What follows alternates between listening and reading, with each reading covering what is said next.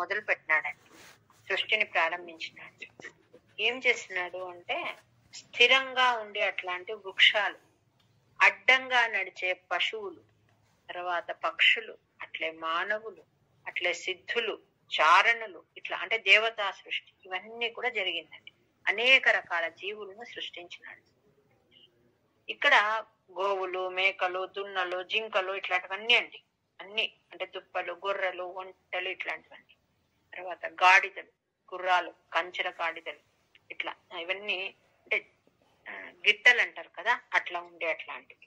తర్వాత 5 గోళ్ళు ఉండే అట్లాంటివి, అట్లాంటి పశువుల సృష్టి, కుక్కలు, నక్కలు, తోడేళ్లు, పులులు, ఏనుగులు, తాబేళ్లు, ఇట్లా ఇంకా రాబందులు, గద్దలు, కొంగలు, డేగలు, అన్ని రకరకాలవి, నెమళ్ళు, హంసలు, ఆకాశంలో ఎగిరే జీవులు. తర్వాత మనుష్యుని సృష్టి ఆఖరణ అండి, మనుషునిది ఆఖరణ చేసినాడు. 9వ సృష్టి అంటారు. ఏమిది అంటే ఆహారము ఇవన్నీ ఎట్లా అంటే అడ్డంగా ఉంటాయి కదా వేరే జీవులన్నీ, వాటికి నోటి నుంచి ఆహారము అదే ప్రకారం వెనక నుంచి విసర్జన అట్లా పెట్టినాడండి. మనిషికి మాత్రము పై నుంచి ఆహారము, కింద నుంచి విసర్జన. అది ఆయన చేసిన విశేషమైన సృష్టి అన్నమాట. ఇంకా ఏం చెప్తున్నారు, రజోగుణ ప్రధానమైన వాళ్ళు మనుషులు అని చెప్తున్నారు. దుఃఖ రూపమైన విషయాలనే సుఖంగా భావిస్తారటండి. మనుషులందరం ఏం చేస్తాము అంటే ఏదైతే దుఃఖ రూపమో అదే చాలా ఆనందంగా ఉన్నామేమో అని మనము అని అనుకుంటామట. అట్లా కర్మపరాయణం అంటే ఎప్పుడు పని పని పని పని అని పనిలోనే ఉంటామట అండి. అట్లాంటిది మన స్వభావం అనమాట. ఆ రకంగా అన్ని రకాల జీవుల్ని సృష్టించినాడు. స్థాస్నూని అంటే స్థావరాలు, తర్వాత భూరుహమయాని అంటే చెట్లు ఇట్లాంటివన్నీ. తర్వాత తిరశ్చాం జాతి అంటే ఆవులు, పశువులు, కాకులు, గద్దలు, ఇందాక మనం చెప్పుకున్నాం. అట్లా అన్ని అంటే అడ్డంగా ఉండే అట్లాంటివి. మనిషి మాత్రం ఇట్లా ఉంటాడండి, పైన ఆహారము కింద వెళ్ళిపోతుంది. ఇది మనకి ఇంకొక సందేశం కూడా ఇస్తుందండి. మనిషి యొక్క మన స్ట్రక్చర్ ఏమి అంటే నీవు సరిగా నీవు ఈ దేహాన్ని వాడుకోకపోతే అధపాతాలని వెళ్ళిపోతావని చెప్పే సందేశం కూడా ఈ మనుష్య సృష్టి. అంటే అన్ని ఇట్లిట్లో ఉన్నప్పుడు మనం ఒక్కటే నిలువుగా ఉన్నామని మనకు ఆ సందేశం చెప్తున్నాడు అనమాట. అంటే జాగ్రత్తగా ఉండుగా అని మన యొక్క సృష్టి అనమాట. వైకుంఠవర్ధిత బలోథ భవత్ ప్రసాదాత్ అంభోజయో నిరసృజత్ కిల జీవదేహాన్ స్థాస్నూని భూరుహమయాని తథా తిరశ్చాం జాతిర్మనుష్య నివహానపి దేవభేదాన్. ప్రయత్నం లేకపోతే కిందికే పడిపోతామని మన సృష్టి యొక్క మనకు ఒక సూచన అండి. అంటే కర్మ పట్ల ఆసక్తి, రజోదికాహ అంటారు. అంటే రజస్సు ఎక్కువగా ఉంది, పని పని పని అంటుంటాం. అంటే చేసే పని పట్ల ఆసక్తి కానీ జ్ఞానం పట్ల ఆసక్తి తక్కువ మందికి ఉంటుంది. దుఃఖాన్నే సుఖం అనుకుంటాం, ఇంకా లోపలంతా కోరికలు నింపుకొని ఉంటామంటండి. అది మనుష్య సృష్టి యొక్క మన లక్షణం అన్నమాట. నెక్స్ట్ మిథ్యాగ్రహాస్మి. దేవుడు అన్ని జీవులను సృష్టించిన తర్వాత అజ్ఞానం అనే దాన్ని సృష్టించినాడని చెప్పుకున్నామండి ఆల్రెడీ. అజ్ఞానము అంటే అవిద్య అంటారు. అది కూడా దాన్ని పాంచపర్విణి అంటారని చెప్పుకున్నాం ఆల్రెడీ. ఈ సృష్టికి సంబంధించినంత ఒక దగ్గర చెప్పుకుంటే ఇవి కొంచెం ముందుకు త్వరగా పోతాయని వీటి గురించి అంతా ఆల్రెడీ చెప్పుకున్నాం మనం. ఏమది అంటే మోహము, మహామోహము, తామిశ్రము, అంధతామిశ్రము, తమస్సు అంటారన్నమాట. ఇవి 5 పాంచపర్విణి అనే ఈ అవిద్యను సృష్టించినాడు అనమాట. ఏమది మిథ్యాగ్రహం అంటే ఏమి అంటే సత్యాన్ని అసత్యంగా, అసత్యాన్ని సత్యంగా భావించేది అనమాట. అహంభావము, రాగము, కోపము, భయము ఇవన్నీ సృష్టి చేసిన తర్వాత ఇది కూడా పరమాత్మ ప్రేరణతోనే జరిగిందండి. ఒక చెడు ఉంటేనే మంచికి విలువ కదా. అట్లా ఈ అజ్ఞానం ఏమీ తెలియదు అనుకోండి, అప్పుడు ఎవరైనా తెలిసిన వాడు ఉన్నప్పుడు వాడికి విలువ వస్తుంది. అట్లా ఆయన యొక్క సృష్టిలో ఇది కూడా ఒక శ్రేష్టమైన సృష్టి అనండి, అజ్ఞానం కూడా. అట్లా అదైపోయినాక ఈయన మనసు కొంచెం బాధ అయిందటండి. అంటే ఇంకా ఏదైనా నేను ఇంకా మంచిది ఏదైనా సృష్టించాలని మళ్ళీ పరమాత్మని భక్తితో స్మరించినాడు. దాంతో తర్వాత ఋషులు వీళ్ళంతా తర్వాత పుట్టుకొస్తారు.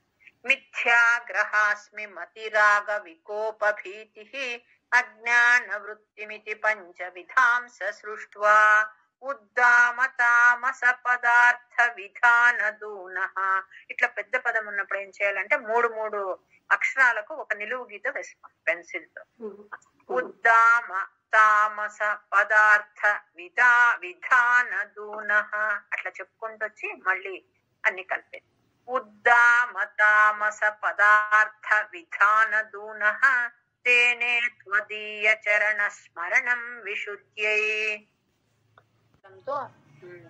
సనక సనందాదులు మిగిలిన వాళ్ళందరూ కూడా సృష్టి జరుగుతుందండి. తర్వాత కాలం అని ఒకటి ఉంది, దాని గురించి రేపు చెప్పుకుందాం. ఎట్లా కాల విభజన ఎలా జరిగింది అంటే సంవత్సరాలని టైం ఎట్లా సృష్టి, ఆ కాల సృష్టి ఎట్లా జరిగింది, ఇదంతా కూడా అంటే భాగవతంలో ఉన్న విషయమేనండి, అదే చెప్తున్నాను. ఇక్కడ కాలం గురించి రాలేదు, రేపు అది కొంచెం చెప్పుకొని తర్వాత మిగిలిన ఈ సృష్టి గురించి చెప్తాను. జ్ఞానానందమయం దేవం నిర్మల స్ఫటికాకృతిం ఆధారం సర్వ విద్యానాం హయగ్రీవం ఉపాస్మహే ఏతత్ ఫలం సర్వం శ్రీ సద్గురు చరణారవిందార్పణం. జయ గురు. నమః. శ్రీ సరస్వత్యై నమః. శ్రీపాద వల్లభ నరసింహ సరస్వతి శ్రీ గురు దత్తాత్రేయాయ నమః. గురురేవ గతిర్గురుమేవ భజే గురునైవ సహాస్మి నమో గురవే.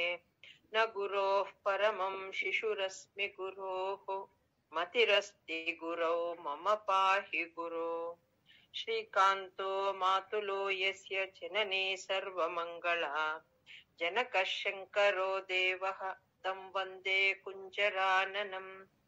పీతాంబరం కరవిరాజిత శంఖ చక్ర కౌమోదకీ సరసిజం కరుణాసముద్రం రాధా సహాయమతి సుందర మందహాసం వాతాల్. సృష్టి స్టార్ట్ చేసినాడు బ్రహ్మదేవుడు. తన సంకల్పం వల్ల బ్రహ్మర్షులను సృష్టించినాడండి. ఎవరు వాళ్ళు మొదట సృష్టి జరిగిండేది అంటే సనక సనందాదులు అంటారు. నలుగురండి వాళ్ళు. సనకుడు, సనందుడు, సనాతనుడు, సనత్ కుమారుడు. సంకల్పంతో అంటే సృష్టించాలని భావించిన వెంటనే వీళ్ళ సృష్టి జరిగింది. సనకాదులు అంటారు వీళ్ళను. నలుగురు ఎప్పటికీ ఒకటే వయసు గల వాళ్ళే ఉంటారు. సనకుడు, సనందుడు, సనాతనుడు, సనత్ కుమారుడు. వాళ్ళ సృష్టి జరుగుతూనే వాళ్ళకి చెప్పినాడు అనమాట, మీరు ప్రజా సృష్టి చేయండి ఇంకా అని. అంటేనే వాళ్ళు అన్నారు, మేము ఈ సృష్టి కార్యంలో మేము పాల్గొనలేము, మాకు ఆ పరమాత్మ తత్వము, ఆ పరమాత్మని పాదపద్మాల యందు భక్తి, ఆ మార్గంలో వెళ్తాం కానీ మేము సృష్టి చేయలేము అని చెప్పినారు. తావత్ ససర్జ మనసా సనకం సనందం భూయః సనాతన మునించ సనత్ కుమారం తే సృష్టి కర్మణి తు తేన నియుజ్యమానాః త్వత్పాద భక్తి రసికా జగృహుర్నవాణీం. మేము వెళ్ళలేము, ప్రజోత్పత్తి చేయలేము అని చెప్పినారండి. నెక్స్ట్ ఏం సృష్టి జరిగిందో చూద్దాం. ఓకే మేడగారు. ఎప్పుడైతే బ్రహ్మదేవుడు సనక, సనంద, సనందన, సనాతన, సనత్ కుమారులను సృష్టించినాడో వాళ్ళు ఎట్లాంటి వాళ్ళు అంటే వాళ్ళు నివృత్తి పరాయణులు అంటారండి. ఊర్ధ్వరేతస్తు. వాళ్ళు ప్రజోత్పత్తి చేయడానికి ముందుకు రాలే. మాకొద్దు, పుట్టుకతోనే మోక్ష మార్గాన్ని అనుసరించిన వారు. కానీ వాళ్ళు ఎప్పుడైతే తిరస్కరించినారో, ఈయన తండ్రి కదా, ఈయనకు కోపం వచ్చిందండి.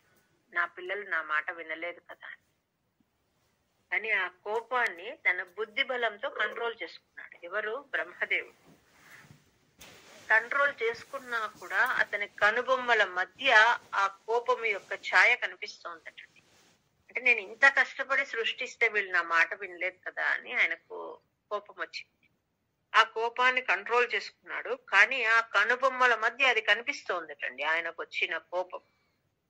ఆ భ్రూమధ్యం నుంచి ఒక పిల్లవాడు ఉద్భవించినాడు.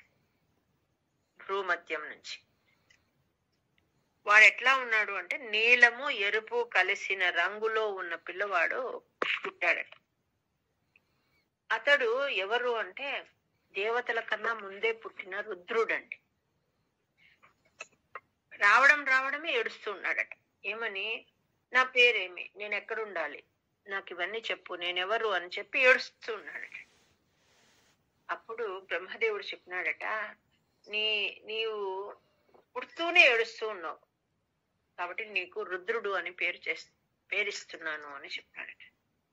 ఇంకా నీవు ఉండాల్సిన స్థానాలు ఏమేమి అంటే, హృదయంలో ఉండు, ఇంద్రియాలలో ఉండు, ప్రాణంలో ఉండు, ఆకాశంలో ఉండు, వాయువులో ఉండు, అగ్ని, జలము, పృథివీ, సూర్యుడు, చంద్రుడు, తపస్సు, ఇవన్నీ నీకోసం ముందే ఏర్పాటు చేసి పెట్టినానన్న, ఏడ్చొద్దు అని చెప్పి అవన్నీ ఇచ్చినాడట. ఇక్కడ రుద్రుడు అంటే పుడుతూనే ఏడ్చినాడు అని చెప్తున్నాడు. దానికి అంతరార్థం ఏమి అంటే, మన ఏడుపును కూడా తొలగించేవాడు అని అండి. మనకున్న బాధని, మన కష్టాన్ని, మనం దేనికైతే ఏడుస్తామో వాటన్నిటినీ నివారించగలిగిన వాడు అని. అంతేకాకుండా ఆయనకి ఇంకా ఎన్నో పేర్లు కూడా చెప్తున్నారండి. భవుడని, కాలుడని, వామదేవుడని, శివుడని, మనువని, ఇట్లా రకరకాల పేర్లు ఆయనకు. ఇది కాకుండా ఆయనకు కొంతమంది 11 రూపాలు, ఏకాదశ రుద్రులు అంటారు కదా, 11 రూపాలకు 11 స్త్రీమూర్తులను కూడా ఇచ్చినాడు అనమాట బ్రహ్మదేవుడు. ఇచ్చి వీళ్ళందరూ నీవు స్వీకరించి వీళ్ళతో ప్రజా సృష్టి కొనసాగించు అని చెప్పినాడండి. సనక సనందాదులు అవుతూనే జరిగిన సృష్టి అంటే ఆయన సృష్టించాలనుకోలే. ఆయన కోపంతో ఆయన భ్రూమధ్యం నుంచి పుట్టినది రుద్రులు. ఆయన వీళ్ళందరినీ స్వీకరించి నీవు కూడా ప్రజాపతి అవుతావు, సృష్టి చెయ్యి అని చెప్పినాడు. అట్లాగే అని చెప్పి శివుడు ఏం చేస్తున్నాడు, తనలాగా అప్పుడు తను పుట్టినప్పుడు ఎలా ఉన్నాడో తనను పోలిన ఆకారాలతో అందరినీ సృష్టి చేసినాడటండి. అవి అసంఖ్యాకమైన రుద్ర సమూహాలు అయిపోయినాయి. అవేం చేసినాయి అంటే, అంత జగత్తునంతా అప్పటి వరకు అంతో కొంత ఉన్న జగత్తుని భక్షిస్తూ ఉన్నాయి. అది చూస్తూనే బ్రహ్మదేవుడికి బాధ అయిపోయింది. మళ్ళీ పిలిచి చెప్పినాడు, వద్దు, ఇంకా సృష్టి చేయొద్దు, చాలు, నేను మంచి సృష్టి అంటే అట్లాగే అభివృద్ధి చెందుతూ వెళ్ళాలని నేను చేస్తూ ఉన్నాను. నాకు పరమాత్మ ఇచ్చిన పనది. వీళ్ళు మళ్ళీ తిరిగి భక్షిస్తూ ఉన్నారు, ఈ పని చేయకూడదు, వద్దు, ఇంకా నువ్వు ఇంతవరకు చేసిన సృష్టి చాలు, ఇంకా నువ్వు అందరికీ సుఖం కలగాలని తపస్సు చెయ్యి అని చెప్పాడు. అలాగే అని చెప్పాడండి. తండ్రి మాట వింటూ స్టాప్ చేసి ఆయన వెళ్ళి తపస్సు చేసుకుంటూ ఉన్నాడు. ఎవరు? రుద్రుడు, అదే పరమశివుడు. తావదితం ప్రతిరుంధతోస్య భ్రూమధ్యతో జనిమృడో భవదేకదేశః మమాని మే కురు పదాచః విరించేతి పూర్వోత కిల తేన సరుద్రనమా. ఈ పరమాత్మ ఈ సృష్టి అంతా చేసినాడు అని చెప్పుకున్నాం కదండి. అప్పుడే ఛందస్సు కూడా వచ్చింది. మనం ఇప్పుడు చెప్పుకుంటున్నాం కదా, వసంత పిలక అంటాం, ఇంకోటి అంటాం, ఇంకో ఛందస్సు అంటాం కదా. ఆ ఛందస్సులు కూడా బ్రహ్మదేవుడి నుంచి ఉత్పన్నమైనాయండి. 7 రకాలు అని చెప్తారనమాట. బ్రహ్మదేవుడి రోమముల నుంచి, రోమములు అంటే వెంట్రుకల నుంచి ఉష్ణిక్ అనే ఛందస్సు, చర్మము నుండి గాయత్రి ఛందస్సు, మాంసము నుంచి త్రిష్టుప్ అనే ఛందస్సు, స్నాయువుల నుంచి అనుష్టుప్ అనే ఛందస్సు, ఎముకల నుంచి జగతి అనే ఛందస్సు, తర్వాత మజ్జ అంటే కొవ్వు నుంచి పంక్తి అనే ఛందస్సు, తర్వాత ఆయన ప్రాణము నుంచి బృహతి అనే ఛందస్సు వచ్చినాయండి. రోమముల నుంచి ఉష్ణిక్, చర్మము నుండి గాయత్రి, మాంసము నుంచి త్రిష్టుప్పు, స్నాయువుల నుండి అనుష్టుప్పు, ఎముకల నుంచి జగతి, మజ్జ లేక కొవ్వు నుంచి పంక్తి అనే ఛందస్సు, ప్రాణముల నుంచి బృహతి అనే ఛందస్సు ఉత్పన్నమైనవి బ్రహ్మదేవుడి నుండి. ఇంకా ఆయన యొక్క జీవము నుంచి స్పర్శవర్ణాలు వచ్చినాయటండి. స్పర్శవర్ణాలు అంటే మనం చెప్పుకున్నాం, ఎక్కడ చెప్పుకున్నాం, స్పర్శాక్షరాలు తప అనేవి వినపడ్డాయని చెప్పుకున్నాం కదా, అవి అన్నమాట. కవర్క, చవర్క, టవర్క, తవర్క, పవర్క, వీటిని స్పర్శవర్ణాలు అంటారు. క, చ, ట త ప ఆ వర్గాలన్నీ అన్నమాట. ఆయన యొక్క జీవం నుంచి అవి. తర్వాత ఆయన దేహం నుంచి స్వరవర్ణాలు వచ్చినాయండి. స్వరవర్ణాలు అంటే అచ్చులు. ఆయన దేహం నుంచి ఇవన్నీ వచ్చినాయట. తర్వాత ఆ బ్రహ్మ యొక్క ఇంద్రియాలే స ష స హ ఊష్మాణ అంటారు వాటిని. ష శివాలో ష, షణ్ముఖాలో ష, సరస్వతిలో స, హ ఈ 4 అన్నమాట. ష ష స హ బ్రహ్మ యొక్క ఇంద్రియాలని. తర్వాత ఆయన యొక్క బలాన్ని అంతస్థము అంటారు.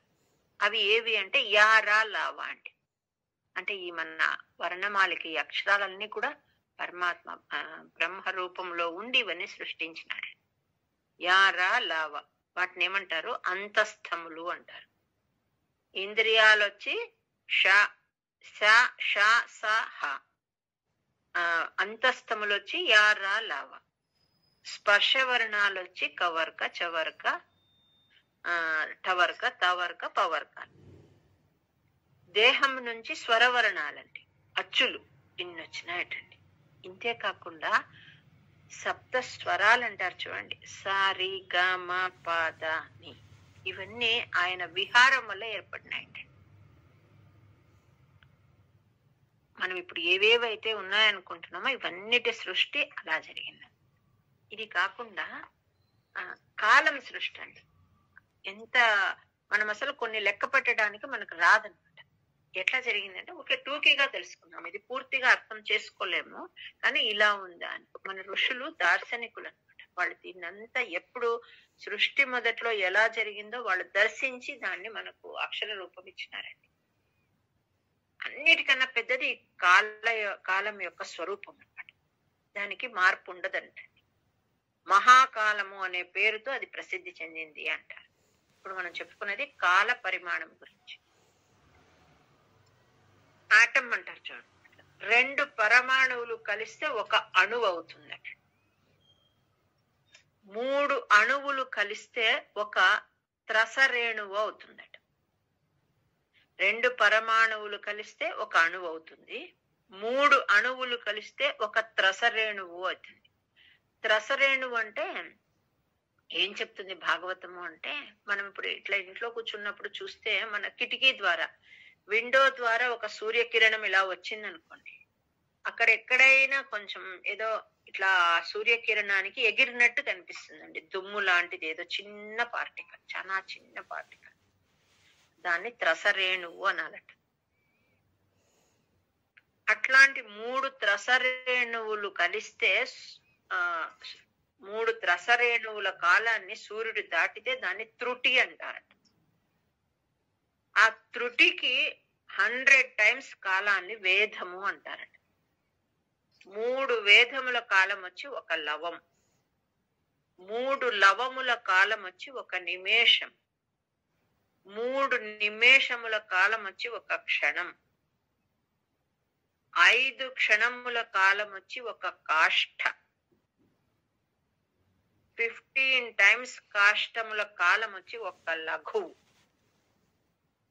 మళ్ళీ 15 లఘువుల కాలం వచ్చి ఒక నాడిక, 2 నాడికల కాలం వచ్చి ఒక ముహూర్తం అండి. 6 కానీ 7 కానీ నాడికల కాలం వచ్చి ఒక యామము అంటారు, లేక ప్రహరము అంటారు. ఇది ఎంతటి కాలం యామము అంటే, మనిషి జీవితంలో ఒక పగలు లేక రాత్రి కాలంలో 4వ భాగాన్ని యామము అంటారు. 1/4, either పగలు లేక రాత్రి. ఇట్లాంటి మనిషి యొక్క 4 యామముల కాలం అయితే ఒక పగలండి. ఆ 4 యామముల కాలము రాత్రి. అంటే 8 యామములు మనకు ఒక రోజుకి. 4 యామములు పగలు, 4 యామములు రాత్రి. 4 యామము లేక 4 జాములు అంటారు చూడండి, అది. ఈ 4 జామములు లేక యామముల కాలం వచ్చి రాత్రి. ఇట్లాంటివి 15 రోజులైతే ఒక పక్షం. మనకు 2 పక్షాలు ఉన్నాయి, ఒకటి శుక్లపక్షము, కృష్ణపక్షం. ఈ 2 పక్షాలు ఉంటాయి కదా, కృష్ణపక్షము శుక్లపక్షము కంప్లీట్ అయితే 1 మాసం, 2 మాసాలు కంప్లీట్ అయితే 1 ఋతువు, 6 మాసాల కాలం అయితే 1 ఆయనం. మళ్ళీ ఆయనాలు 2 ఉన్నాయి, ఉత్తరాయణం దక్షిణాయనం. ఇట్లాంటి 12 మాసాలైతే 1 సంవత్సరం. ఇంకా ఈ సంవత్సరం అంటే ఇది ఈ సంవత్సరాన్నే ఇంకొక 5 పేర్లు ఉన్నాయండి వీటికి. సంవత్సరము, పరివత్సరము, ఇడావత్సరము, అనువత్సరము, వత్సరము అంటారు. అంటే ఒక్కొక్క చోట ఒక్కొక్క బేసిస్ తో ఈ సంవత్సరాన్ని పిలుస్తారు. వాటి యొక్క డిఫరెంట్ పేర్లే ఇవి: సంవత్సరము, పరివత్సరము, ఇడావత్సరము, అనువత్సరము, వత్సరం. వీటన్నిటికీ ఎవరు అంటే కాలస్వరూపుడైన సూర్యునికి ఆ శక్తి పెట్టినారండి. అంటే గ్రహాలు కానీ, నక్షత్రాలు కానీ, తారకలు కానీ వీటన్నిటికీ అధిష్టానం ఎవరు అంటే కాలస్వరూపుడైన సూర్యుడు. ఈయనేం చేస్తాడు, పరమాణువు నుంచి మొదలుకొని సంవత్సర పర్యంతము ఉండే కాలంలో 12 రూపాలు తీసుకొని, అంటే 12 రూపాలుగా ఈ భూమండలంలో నిరంతరము సంచరిస్తూ ఉంటాడట. ఉంటూ ఏం చేస్తాడు, మన ఆయుష్ను హరించి వేస్తూ ఉంటాడండి. మనం 1 రోజు అయిపోయిందని చాలా ఈజీగా తీసుకుంటాము. మన జీవితం కాలంలో 1 రోజు అయిపోయినట్టే. ఇంకా అదనమాట. మన ఆయువును హరిస్తూ ఆకాశంలో ఉంటాడు సంచరిస్తూ. ఇదే కాక ఒక మంచి పని కూడా అండి, మనం చేసే సత్కర్మలు ఏవైతే ఉంటాయో వాటి వల్ల మనకు ప్రాప్తించే స్వర్గాది శుభ ఫలాలను కూడా ఇస్తాడట. అది ఈ పరమాత్మ చేసే పని. ఆయనకు అప్పచెప్పినాడు. సృష్టి చేసేటప్పుడు సూర్యునికి ఈ పనంతా అప్పచెప్పినాడు. ఆ సూర్యుడు అదంతా చేయలేడండి. పరమాత్మనే తన యొక్క ఒక అంశతో సూర్యుడిలో ఉండి ఈ పనంతా చేస్తున్నాడు. ఇది కాలం యొక్క విభజన. అంటే ఎంత దార్శనికులు చూడండి. మనకేం తెలుసు, మన వాచ్ లో ఉన్న ఆ నిమిషము, సెకండ్, అంతకు మించి ఇంకా మనకు తెలియదు కదండి. అంత చిన్న మైన్యూట్ విషయాన్ని కూడా వాళ్ళు గ్రహించినారండి. అంటే కాలాన్ని ఆ రకంగా లెక్క తీసుకోవచ్చు. నెక్స్ట్ 5వ శ్లోకం కొంచెం అంటే కన్ఫ్యూజింగ్ గా ఉంటుంది, ఒక్కసారికే తెలియదండి ఇది ఎవరికి. కానీ ఉంది అని మనం ఫస్ట్ తెలుసుకుంటే మళ్ళీ మన ఇంట్రెస్ట్ ని బట్టి దానిలో మనం ఇంకా తెలుసుకునే విషయమై ముందుకు వెళ్ళవచ్చు. 5వ శ్లోకం. ఏ ఉండదగిన స్థానాలు హృదయము, ఇంద్రియాలు, ప్రాణము, ఆకాశము, వాయువు, అగ్ని, జలము, పృథివి, సూర్యుడు, చంద్రుడు, తపస్సు. ఇన్ని స్థానాలు ఇచ్చినాడండి ఇక్కడంతా ఉండమని. మరి ఆయనకు పేర్లు ఇచ్చినాడు. ఏమేమి? మన్యువు, మనువు, మహినసుడు, మహాన్, శివుడు, ఋతధ్వజుడు, ఉగ్రరేతుడు, భవుడు, కాలుడు, వామదేవుడు, ధృతవ్రతుడు. ఇవన్నీ నీకు పేర్లు నాయనా అని చెప్పినాడు. 11 పేర్లు ఇచ్చినాడండి, 11 స్థానాలు ఇచ్చినాడు. తర్వాత 11 మంది భార్యలను ఇచ్చినాడు. అంటే నీవు 11 రూపాలుగా నీవు విస్తరించి వీళ్ళను స్వీకరించి ప్రజోత్పత్తి చేయమని. వాళ్ళ పేర్లు కూడా ఉన్నాయండి. ధీహి, వృత్తి, ఉషణ, ఉమ, నియుత్తు, సర్పి, ఇలా, అంబిక, ఇరావతి, సుధ, దీక్ష. ఇట్లా ఈ 11 మంది నీ భార్యలు అని చెప్పినాడు. చెప్పి వీళ్ళ ద్వారా నీ పేర్లు ఇవి, నీ స్థానాలు ఇవి, వీళ్ళు నీకు భార్యలు, వీళ్ళ ద్వారా ప్రజలను సృష్టించమని చెప్పినాడండి. అప్పుడు నీవు ప్రజాపతి అవుతావు అని. ఏకాదశాహ్వయతయా చ విభిన్న రూపం రుద్రం విధాయ దయితా వనితాశ్చ దత్వా తావంత్య దత్త చ పదాని భవ ప్రణున్నః ప్రాహ ప్రజా విరచనాయ చ సాదరంతం. ప్రజాపతి చేయమన్నారు. సంతానోత్పత్తి చేయసాగినారండి. ఎట్లా ఉందట అంటే భయంకరంగా ఉన్నారట. అందరినీ భయపెడుతూ ఉన్నారట, అందరినీ భక్షిస్తూ ఉన్నారట. మళ్ళీ బ్రహ్మదేవుడికి బాధ అయిందనమాట. కొంచెం భయం కూడా కలిగిందట. ఇంకా వద్దు, పిలిపించి చెప్పినాడు, ఇంకా చాలు, నువ్వు ఇంకా సృష్టి చేయొద్దు, అందరికి లోకోపకారం కోసము మళ్ళా తిరిగి మునుపటిలాగా అంత ప్రశాంతంగా ఉండాలి, ఇంకా సృష్టి చాలు చేసి నువ్వు తపస్సు చేయమని చెప్పాడు. సరే అలాగే అని చెప్పి తండ్రి ఏం చెప్తే దానికి ఓకే. ఆయన రుద్రుడు అంటే రోదిస్తూ పుట్టినాడని రుద్రుడు అంటాడు. మన రోదనను కూడా తొలగించేవాడండి. అది దాని యొక్క అంతరార్థం అన్నమాట. అలాగే అని చెప్పి స్టాప్ చేసి తపస్సు చేసుకునే కోసం వనాలకు వెళ్ళిపోయాడు. బ్రహ్మదేవుడు ఆజ్ఞను తూచా తప్పకుండా శిరసా వహించినాడు శివుడు. ఆయన ప్రదక్షిణం చేసి ఆయన నువ్వు ఇలా చెయ్యి అంటే అలాగే అని చెప్పి తపస్సు చేయడానికి వెళ్ళిపోయాడు. రుద్రాభిసృష్ట భయదా కృతిరుద్ర సంఘ సంపూర్యమాణ భువన త్రయభీత చేతా మామా ప్రజాసృజ తపశ్చర మంగళాయేతి ఆచష్టతం కమలభూర్భవదీరితాత్మా. సృష్టి చేయాలంటే తిరిగి ఆయన పరమాత్మని స్మరించి మళ్ళీ సృష్టి మొదలు పెట్టినాడు. ఆయన శరీరం నుంచే ఒక 10 మందిని సృష్టి చేసినాడండి. సంకల్పంతోనే ఆయన శరీరం నుంచి 10 మందిని సృష్టించినాడు. 10 మంది ఎవరు వాళ్ళు అంటే మరీచి, అత్రి, అంగిరసుడు, క్రతువు, పులహుడు, పులస్త్యుడు, భృగు. వీళ్ళ పేర్లండి. వాళ్ళు ఎట్లా పుట్టినారు? ఆ బ్రహ్మదేవుడి ఒడి నుంచి నారదుడు పుట్టినాడండి. తర్వాత ఆయన యొక్క బొటన వేలు నుంచి దక్షుడు పుట్టినాడట. ఆయన ప్రాణం నుంచి వశిష్ఠుడు పుట్టినాడట. చర్మము నుంచి భృగు మహర్షి పుట్టినాడు. చేయి నుండి క్రతువు పుట్టినాడట, ఈయన కూడా మహర్షి. నాభి నుంచి బొడ్డు నుంచి పులహుడు పుట్టినాడట. చెవుల నుంచి పులస్త్య ఋషి పుట్టినాడట. ఆయన ముఖం నుంచి అంగీరసుడు పుట్టినాడట. కనుల నుంచి అత్రి మహర్షి పుట్టినాడట. మనస్సు నుంచి మరీచి పుట్టినాడట. ఎంత గొప్పగా ఉంది సృష్టి చూడండి. ఆయన యొక్క ఒక్కొక్క శరీర అవయవం నుంచి ఒక్కొక్క ఋషి పుట్టుకొని వచ్చినారు. ఐ రిపీట్, 10 మంది మరీచి, అత్రి, అంగిరసుడు, పులస్త్యుడు, పులహుడు, క్రతువు, భృగువు పుట్టినారు. మళ్ళీ వశిష్ఠుడు, దక్షుడు, నారదుడు వీళ్ళు కూడా ఆయన శరీరంగం నుంచి పుట్టినారు. ఆ పరమాత్మ యొక్క ఒడి నుంచి నారదుడు పుట్టినాడు. పొటన వేలు నుంచి దక్షుడు పుట్టినాడు. బ్రహ్మదేవుడి ప్రాణం నుంచి వశిష్ఠుడు పుట్టినాడు. బ్రహ్మదేవుడి చర్మము నుంచి భృగు ఋషి పుట్టినాడు. చేతి నుంచి క్రతువు పుట్టినాడు. నాభి నుంచి పులహుడు పుట్టినాడు. కర్ణములు అంటే చెవుల నుంచి పులస్త్య ఋషి పుట్టినాడు. ముఖము నుంచి అంగిరస ఋషి పుట్టినాడు. కనుల నుంచి అత్రి ఋషి పుట్టినాడు. మనస్సు నుంచి మరీచి ఉద్భవించినాడు. ఇంత గొప్పగా వీళ్ళందరినీ ఆయన సంకల్పంతో ఆయన శరీర అవయవాల నుంచి సృష్టించినాడు.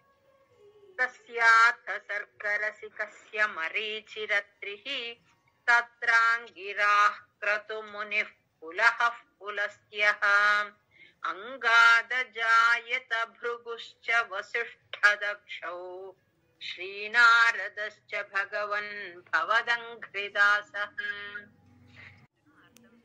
చెప్పాలి, రాసుకోండి. క్రతు ముని తర్వాత పులహ తర్వాత ఆ 2 విసర్గలు. విసర్గ తర్వాత పా అక్షరం వచ్చింది కాబట్టి ఎఫ్ లాగా పలకాలి. ఎఫ్ అని రాసుకోండి. ఇన్నిసార్లు చెప్తుంటే ఊరికే వినకూడదు, రాసుకోవాలి. తత్రాంగిరా తర్వాత అర్థం హ, క్రతు ముని తర్వాత ఎఫ్ లాగా, పులహ తర్వాత ఎఫ్ లాగా పలకాలి. ఓకేమ్మా, రేపు కంటిన్యూ. జ్ఞానానందమయం దేవం నిర్మల స్ఫటికాకృతిం ఆధారం సర్వ విద్యానాం హయగ్రీవం ఉపాస్మహే. ఓం కృష్ణాయ వాసుదేవాయ హరయే పరమాత్మనే ప్రణతః క్లేశనాశాయ గోవిందాయ నమో నమః. ఏతత్ఫలం సర్వం శ్రీ సద్గురు చరణారవిందార్పణమస్తు. జై గురుదత్త మేడం గారు. శ్రీ సరస్వత్యై నమః. శ్రీపాద వల్లభ నరసింహ సరస్వతి. శ్రీ గురుదత్తాత్రేయాయ నమః. గురురేవ గతిర్ గురుమేవ భజే గురుణైవ సహాస్మి నమో గురవే. న గురోః పరమం శిశురస్మి గురోః మతిరస్తి గురౌ మమ పాహి గురో. శ్రీకాంతో మాతులో యస్య జననీ సర్వమంగళా జనకః శంకరో దేవః తం వందే కుంజరాననం. పీతాంబరం కరవిరాజిత శంఖ చక్ర కౌమోదకీ సరసిజం కరుణాసముద్రం రాధా సహాయమతి సుందర మందహాసం వాతాలయేషమనిషం హృది భావయామి. జై గురుదత్త అండి.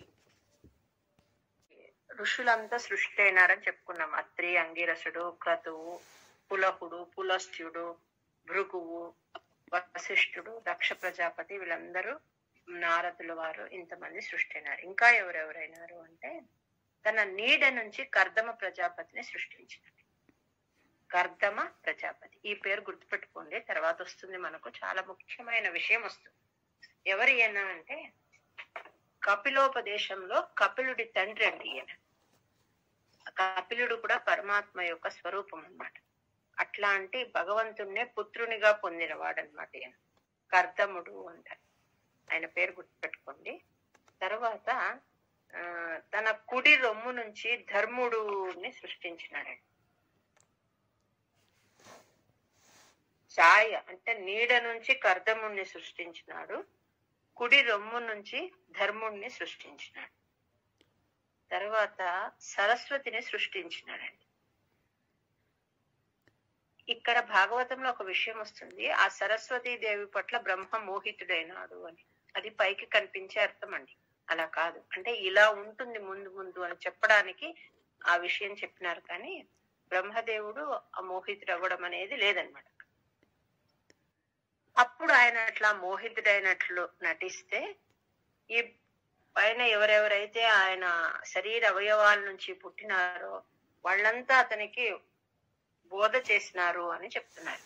అంటే నువ్వు ఇలా సరస్వతి దేవి వెంట పడకూడదు అన్నట్లు వాళ్ళు జ్ఞానాన్ని ఉపదేశించినారు అని చెప్తారు. దాని వెనుక ఇంకొక అర్థం ఉంటుందండి. ఆయన బ్రహ్మదేవుడు అలా మోహితుడయ్యే అవకాశం లేదన్నమాట. ఈ సనకుడు, దక్షుడు ఇట్లాంటి పుత్రుల చేత ప్రతిబోధుడై ఆ అజ్ఞానాన్ని అంతా పోగొట్టుకున్నాడు అని చెప్తారన్నమాట. అంటే తమో గుణాన్ని పోగొట్టినారు. అంటే తమో గుణం ఇలా ఉంటుంది అని చూపించడానికి అలా అలా ఒక లీల చేసినాడు అనమాట పరమాత్మ బ్రహ్మ ద్వారా. ధర్మాదికాన్ అభిసృజన్ అథ కర్దమంచ వాణీం విధాయ విధిరంగజ సంకులో భూత్ త్వద్బోధితైః సనక దక్ష ముఖైస్తనూజైః ఉద్బోధితశ్చ విరరామ తమో విముంచన్. ఏమైంది అంటే చతుర్ముఖ బ్రహ్మ సమస్త వేదాలను ఆవిర్భవింపచేసినాడండి. పురాణాలను, ఏమేమి విద్యలైతే ఉన్నాయో అన్ని విద్యలు అప్పుడు వచ్చినవేనండి. సంగీతం కానీ, శిల్పకళ కానీ, వేదాలు కానీ, ఉపనిషత్తులు కానీ అన్ని కూడా అప్పుడు మొదట సృష్టి అంటే ఆవిర్భవింపచేసినది బ్రహ్మ అన్నమాట. అవన్నీ చేసినాడు. తన అవయవాల నుంచి పుట్టిన అందరికీ ఉపదేశం చేసినాడండి. ఇంత చేసిన జనాలు లేరు, ఆయనకి ఏం చేయాలో తెలియలేదని అన్ని వేరేవన్నీ సృష్టించినాడు. ఎలా ప్రజోత్పత్తి ఇంకా ఎక్కువ ఎలా చేయాలో ఆయనకు తోచలేదన్నమాట. మళ్ళీ తిరిగి పరమాత్మని పాదపద్మాలనే ఆశ్రయించాడు. వేదాన్ పురాణ నివహానపి సర్వ విద్యాః కుర్వన్ నిజానన గణాత్ చతురాననోసౌ పుత్రేషు తేషు వినిధాయ ససర్గ వృద్ధిం అప్రాప్నువంస్తవ పదాంబుజమాశ్రితో భూత్. వేదాన్ పురాణ సృష్టి ముందుకు చేయాలో తెలియనప్పుడు మళ్ళీ పరమాత్మని పాదపద్మాలను ఆశ్రయించినాడని చెప్పుకున్నాం కదా. ఆయనకు ఒక ఉపాయం తట్టిందటండి. ఆశ్రయించడం అంటే ప్రతిదానికి తపస్సు చేయడమేనండి. తపస్సు చేస్తే ఆయనకు ముందు నెక్స్ట్ స్టెప్ అర్థమవుతుంది అనమాట. మనకు కూడా అదే అనమాట గైడెన్స్. ఏమి చేయాలన్నా ఎలా ముందుకు పోవాలి అని మనకు తెలియనప్పుడు ఉన్న ఏకైక మార్గమే పరమాత్మని పాదపద్మాలని పట్టుకోవడం అనమాట.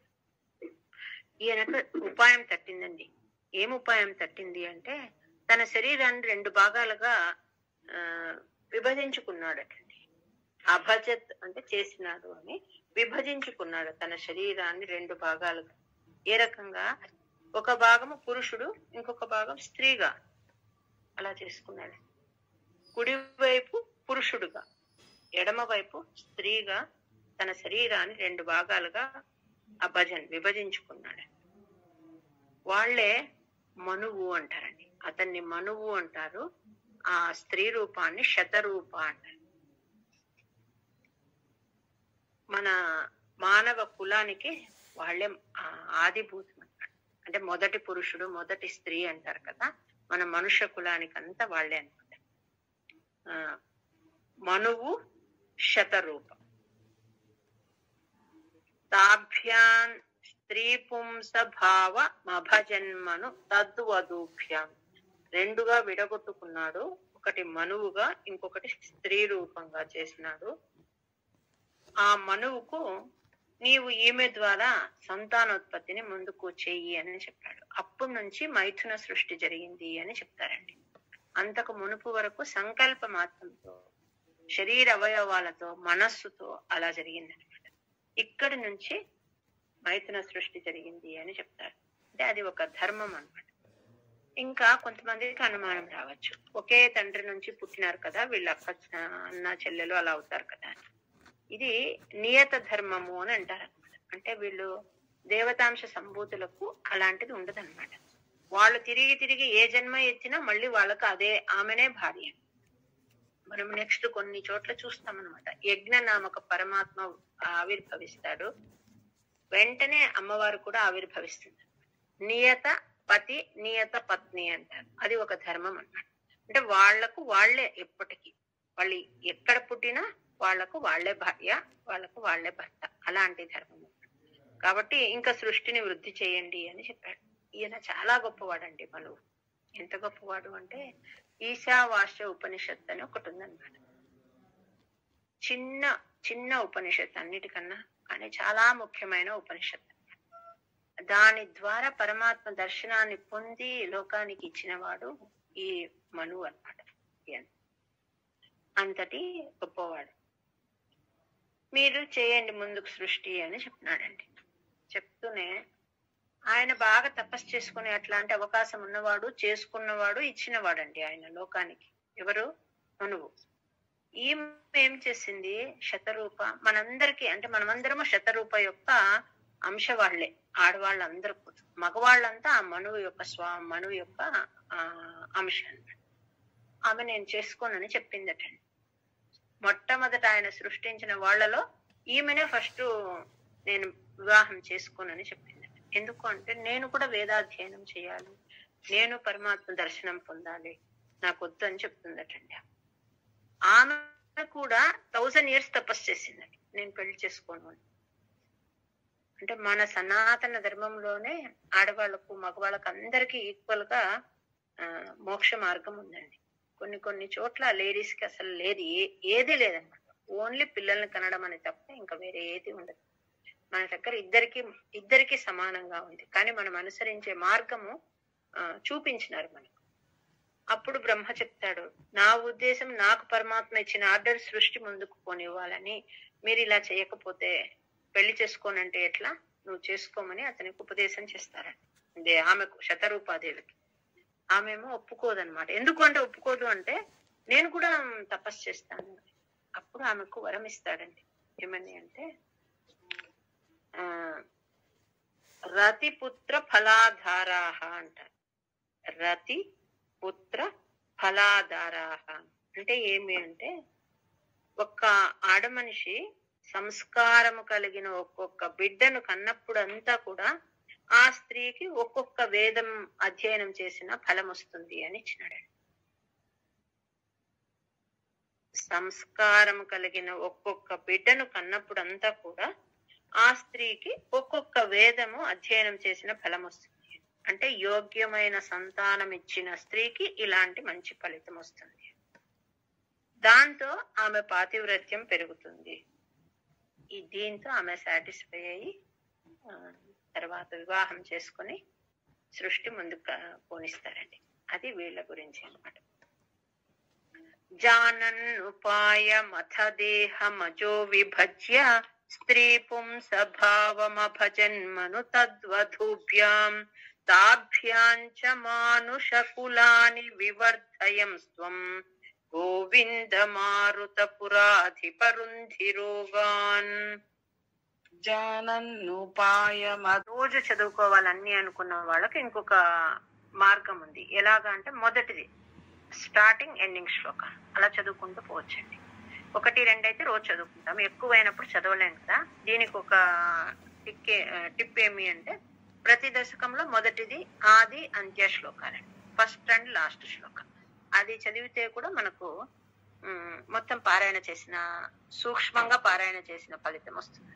ఇప్పుడు 10 దశకాలు అయినాయి అనుకోండి, రోజు 20 శ్లోకాలు చదువుకోవచ్చు, స్టార్టింగ్ ఎండింగ్. దాంతో మీకు ఛందస్సు ఏది ఉంది అని తెలుస్తుంది, ప్లస్ ఇవన్నీ కూడా చదివినట్లు అవుతుంది. ఈ రకంగా చేసుకోవచ్చు. ఇంకా శతరూపాదేవి ఇష్టపడలేదు పెళ్లి చేసుకోవడానికి అని చెప్పాం కదా, అది భాగవతంలో రాదండి. అది ఎప్పుడొస్తుంది అంటే విష్ణు రహస్యము అనే ఒక పుస్తకంలో వస్తుంది, తర్వాత విష్ణు పురాణంలో వస్తుందండి. ఆమె చాలా ప్రశ్నలు అడుగుతుంది మనకి. ఇప్పుడు ఏవేవైతే తట్టు ఉన్నాయో ఆ ప్రశ్నలన్నీ అప్పటికి అడిగిందని. అంటే నేను ఊరికే ఇంటి పని మాత్రం చేసుకుంటూనే ఉండాలా, నేను జ్ఞాన సముపార్జన చేయకూడదా, ఇట్లా రకరకాల ప్రశ్నలన్నీ బ్రహ్మను అడుగుతున్నాయి. అవన్నిటికీ సమాధానం ఇస్తాడు బ్రహ్మ. అది విష్ణు పురాణంలో వస్తుందండి. శతరూపాదేవి, మనమంతా కూడా ఆమె యొక్క అంశనే. ఈ విషయాలన్నీ ఆమె ద్వారా అన్నమాట.